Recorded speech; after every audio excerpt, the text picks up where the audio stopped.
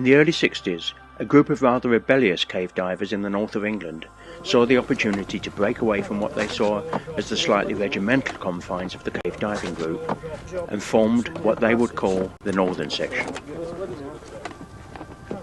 They saw themselves first and foremost as cavers with a thirst for new exploration and regarded cave diving merely as a new tool which could help them pass those sections of flooded cave known as sumps that, particularly in the Yorkshire Dales, brought many of the caves to a premature end. Now aqualung sets were much easier to use and readily available. Cave diving was about to enter an exciting but highly dangerous new phase. One weekend in January 1964, the new Northern Section met in the Yorkshire Dales to tackle a dive at the end of a difficult but classic cave known as Iberfell Cavern.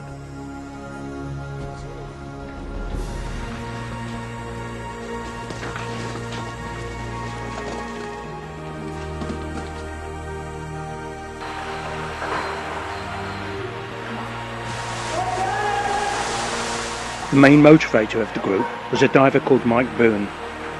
He had already made a big impact with his dives in Swildon's Hole in the Mendip Hills, but he had very nearly died in the process. However, the techniques that Boone had pioneered, using a single bottle slung on the hip and a two-stage demand valve, meant that now even a difficult-to-reach dive could be tackled. Like many typical Yorkshire caves, Iberfell Cavern consists of a series of vertical drops linked by narrow winding stream passages. 400 feet down and half a mile in, the narrow inlet passage suddenly enters a large rounded passage, half full of silt and known as Duke Street. It is clearly much older than the route by which they'd entered, and many thousands of years ago must have carried a large underground river, but flowing from where and to where? At the downstream end of Duke Street, the roof dips into a rather miserable-looking sump pool. Paying out safety line from a reel to secure his return, Boone prepared to dive. In a narrow winding passage, a line fed out from base would snag. A two-stage demand valve would supply air from a single side-mounted air cylinder. His life would absolutely depend on his air supply working reliably. It is hardly surprising that few normal souls can comprehend the sort of mentality needed to thrust oneself underwater into a muddy, constricted and unexplored passage.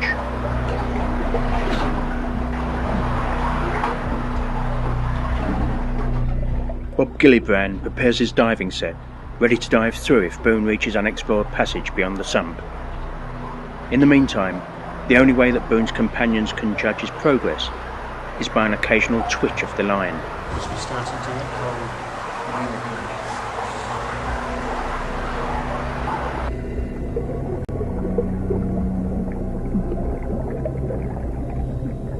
Although he's able to see less than an arm's length ahead of him, Boone is making good progress. The sump is a bit roomier than the entrance pool suggested. He continues, with no way of knowing what obstacles might lay ahead of him, or how far he might have to go before he can surface.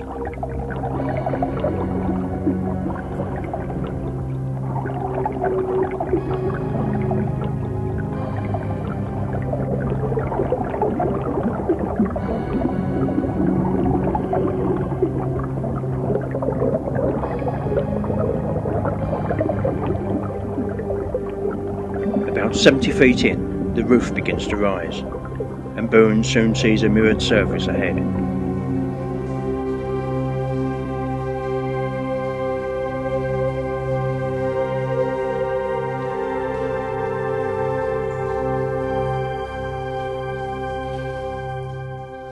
He breaks surface in a spacious passage. The sump has been passed.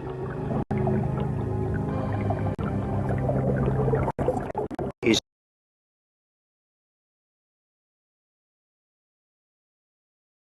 had been demonstrated for all to see, and there were other sites throughout the country waiting to be dived. The thrill of discovery was enough to more than overcome any fear that they might have had. Exploration over the coming weeks would show Iberville 2 to be even more impressive than Duke Street, and it seemed to be heading straight towards another cave system called Knot Spot.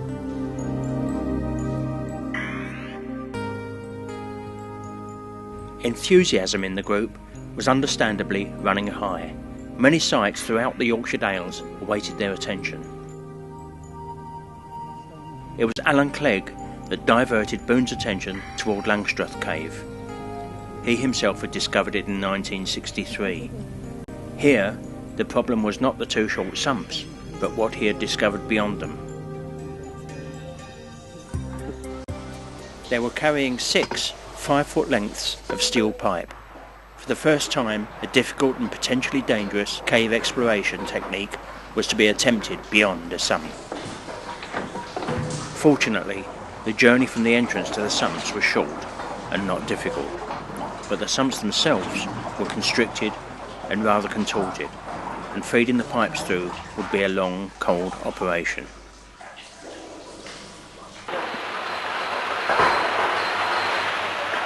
The object of their attention was a shaft down which a waterfall fell from the darkness above them. In the spray-filled chamber, under extremely wet and drafty conditions, they began to screw the tubing together to eventually make a single heavy 30-foot pole.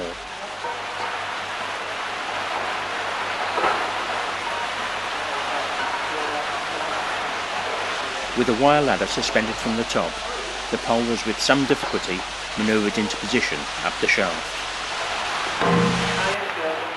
Now a climber could make the rather unstable ascent to where he would try to find a continuing passage somewhere above them.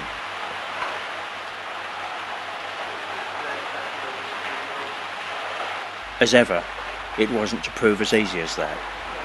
In the spray, the height of the shaft had been deceptive.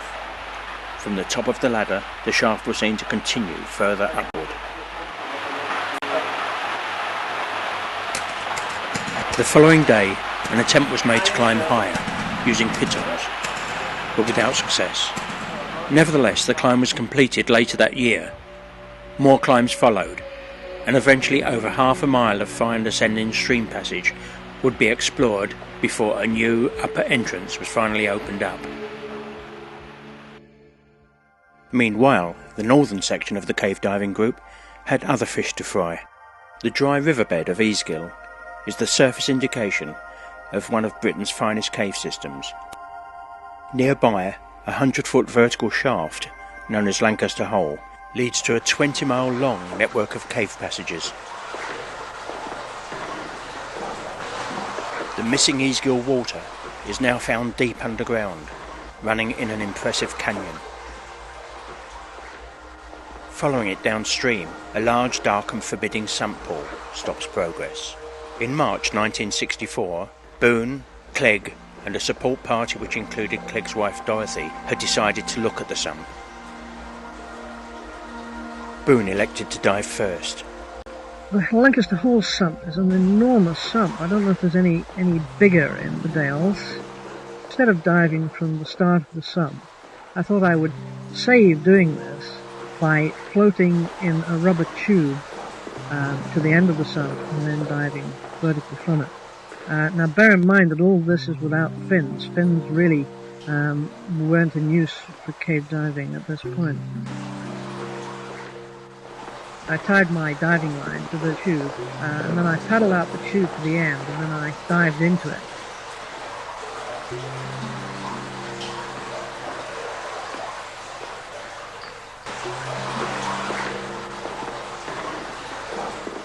Clegg, meanwhile, preparing to make a follow-up dive, checked his equipment. His demand valve was of the old twin hose type, rather than the more suitable two-stage demand valve that Boone now used. Nevertheless, he elected to side-mount the cylinder, as had become the custom for cave diving.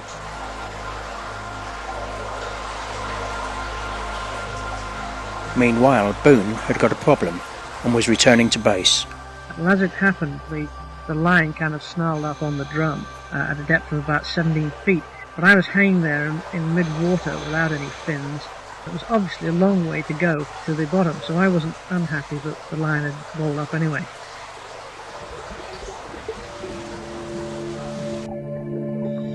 Clegg now entered the water to take over operations. As his wife Dorothy looked on anxiously, he disappeared into the menacing darkness of the sump.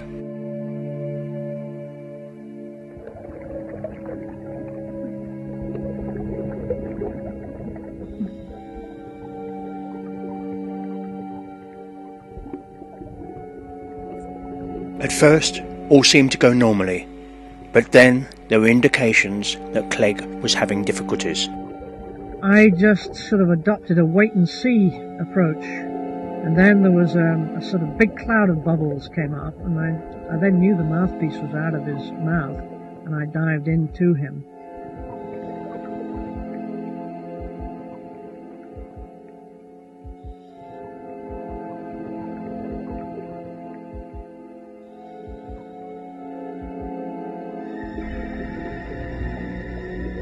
He wasn't very far from shore, and he seemed to be in some kind of a slot, and I grabbed hold of him around the body and gave a terrific pull underwater and shifted him about a few inches, and I then shot out on the line that had been washed in and said, "Pull like hell," or something like that, and we pulled, and out he came like a cork from a bottle, who of course was drowned. I think with hindsight, I probably could have saved him. What was happening is there were three distinct bubble patterns while he was underwater. There was a what one might call a normal bubble pattern. There was a faster, heavier bubble pattern. This is the exhaust of his gases breaking the surface. And lastly, there was a continuous rush of gas, a continuous bubbling, which was when the mouthpiece had come out of his mouth. Now, obviously, during the second period, we knew he was in trouble, and I was held back by two factors. Firstly was my fear of going in after him, but secondly was the fact that the last thing, if I was stuck, I would want would be another person getting mixed up in it. But I shall always regret not going in after him during that second phase.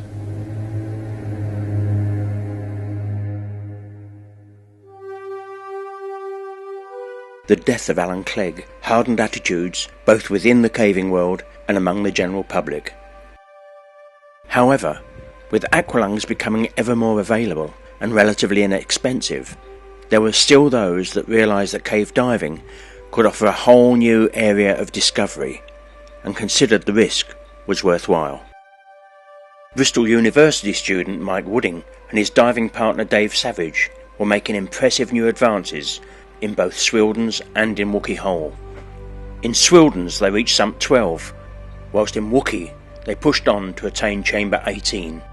On the map the advances may have seemed small compared to the gap left to fill, but the hope that one day they might break through into that long blank space between the two caves only fired them up to push on harder. But it was in the Upper Swansea Valley in South Wales where the biggest cave diving discovery in British history was about to be made. The cave, known as Oggolfin and Dhu, was a short cave from which a sizable stream emerged. The story began back in 1961, when Charles George and Brian de Garff were investigating the site. They were using at that time the latest Navy oxygen equipment. With that equipment, the way on had proved too narrow. Sadly, Brian de Garth died later from cancer.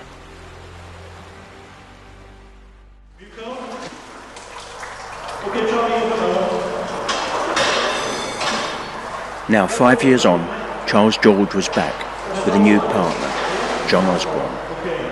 Now, diving on air, they realised there could be another way on. In an above-water chamber that they had previously passed, a shower of water fell from above. There could be a passage in the roof.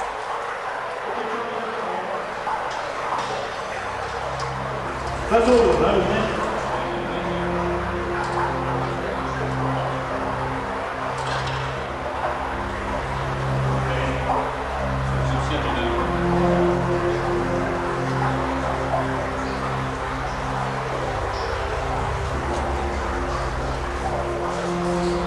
There's something at the top here, Charlie?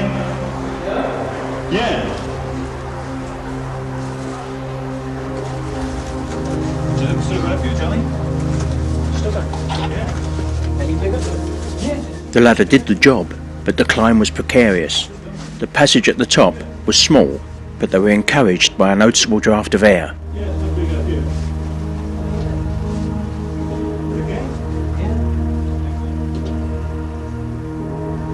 They followed a series of crawling-sized passages, always expecting them to close down around the next corner.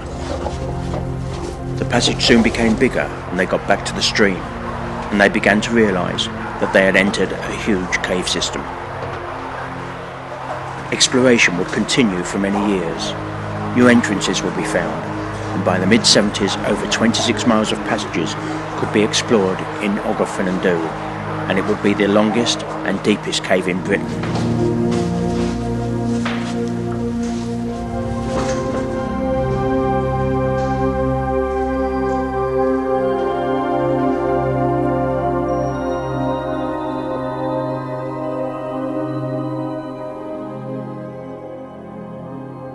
Cave diving had proved its credentials.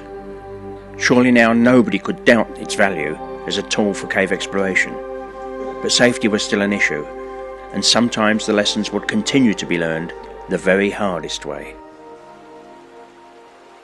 Ironically, only a year after that first breakthrough in Ogof-Fernandou, British cave diving and caving were to suffer the biggest setback in their history, and it would have nothing at all to do with cave diving.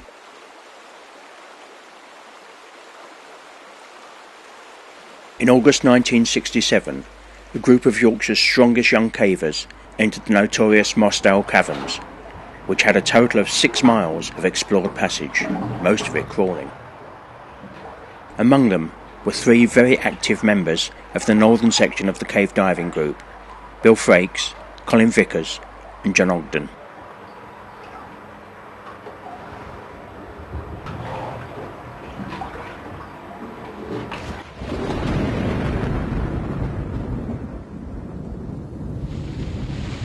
The weather forecast had been for afternoon showers.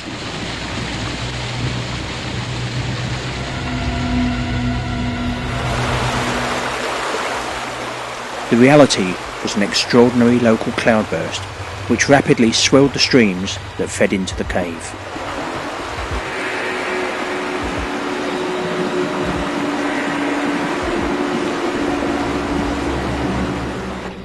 It was caving friends that raised the alarm. The situation was clearly serious. Soon an enormous rescue effort was underway, in the small hope that they may have reached the high-level mud caverns, the only part of the cave where they might be safe. The risk to would-be rescuers was high. The dam they were building was not secure, but there was no lack of volunteers.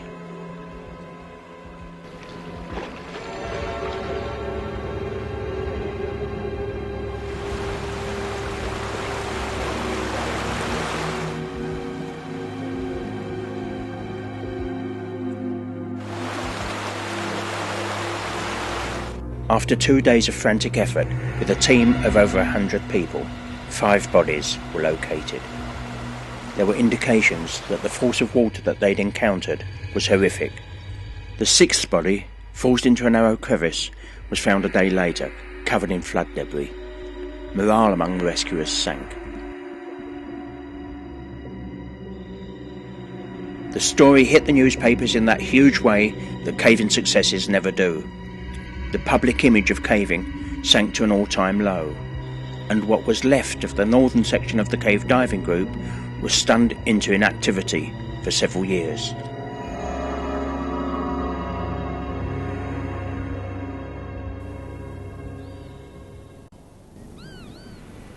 The roots of this present film series probably lie back in 1969, when I, Sid Peru, was making a film about the exploration of the Gaping Gill system. Diver Mike Wooding had just moved up from Bristol to the Yorkshire Dales and was looking for diving sites. I suggested Ingleborough Cave, thinking it would provide a good climax to the film, but when he broke through into New Open Passage, it opened up a whole new can of worms. Thinking that the long sought after link to Gaping Gill was now possible, the BBC suggested that a second diver might add an element of competition. Well, received a phone call from my mate Mike Wooding that there was a diving film to be made up in Yorkshire, and real money involved in it as well. £50 a week, that meant an awful lot to me at the time, so put my bottles on my back and jumped on my bike and shot off to the Yorkshire Dales. I was on the way to meet the producer though, and unfortunately met an accident with one of these great big lime wagons. The bike sort of went into a ditch at 60 miles an hour, and I carried on, and I remember seeing the trees on my way down in one of those jobs, and come out of it with a broken wrist. Tom Brown from Derbyshire borrowed a small scooter from the director. He wasn't one to be put off by a small matter like a broken wrist, particularly with 50 quid a week at stake. He seemed to have conveniently ignored the fact that the route to the diving base involved a half-mile of crawling in abrasive sand and water. During the filming, the plaster would have to be hidden from the camera.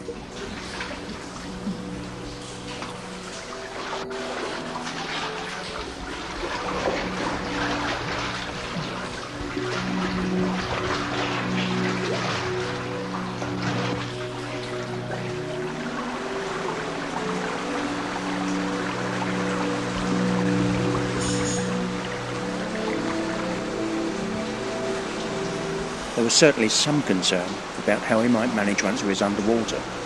Well, we got to the sump eventually, kitted up and dived, and somehow the arm worked a lot better in weightless conditions underwater. That was it's fine, so there's no problem at all getting through the sump. That's fairly straightforward.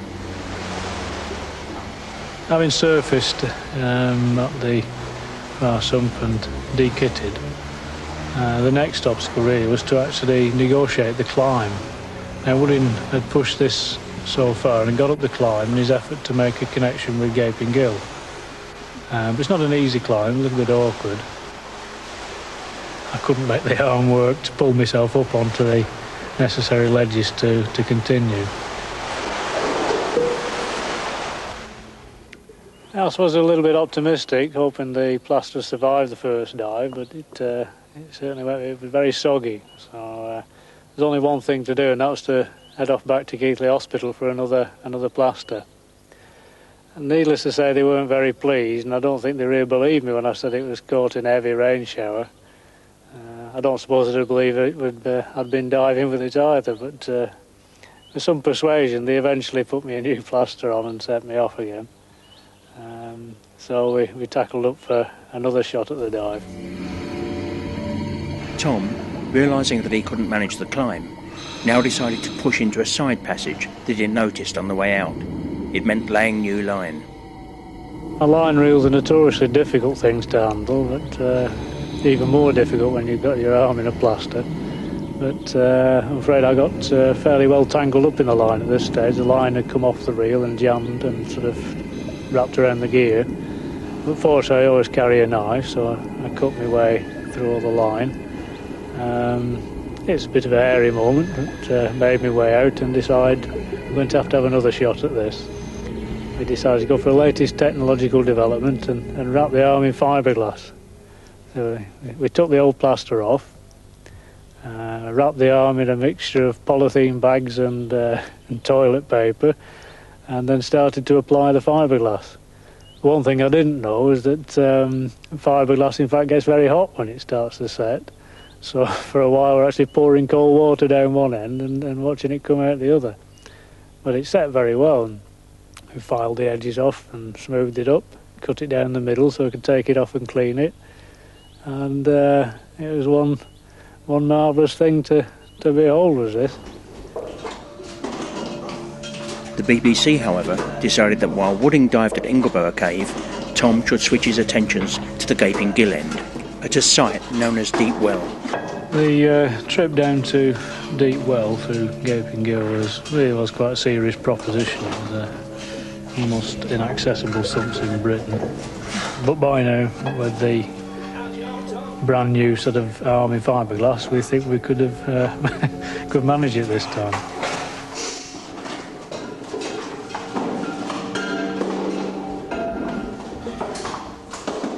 The route to that part of Gaping Gill is a taxing one even for the fittest caver, let alone one with a broken wrist. Neither Tom nor myself had been to the dive site before. It couldn't have been more difficult. Okay. Bottle coming, Tom. Okay. Right. Tom is forced to kit up, perched across a flooded shaft with muddy vertical walls, and with one serviceable hand. This place is probably one of the worst sites I've ever had to kit up at. It's at the bottom of a very muddy 60-foot pitch. Climb rail coming, Tom. Okay. You've actually got to jam yourself in the rift with the water just below you, and that's a good 50-foot deep just below where you're actually kitting up. Okay. Right, ready for off. See you later, Tom. Okay.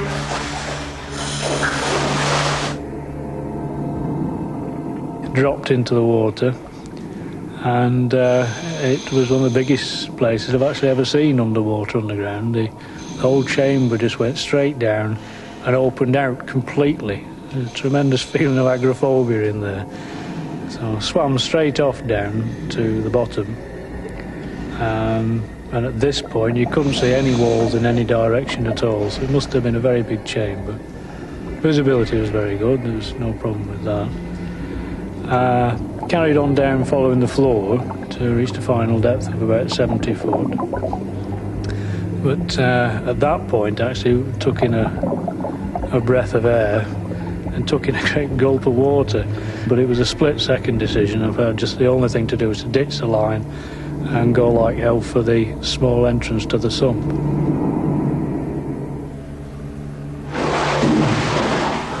By the time Tom surfaced, he was desperate for air, and desperately lucky to be alive. When a weekend colour supplement published an account of the diving at Gaping Gill, Tom inadvertently supplied them with a memorable quote. "Girls," he said, "think cave divers are something different, and they're bloody right too."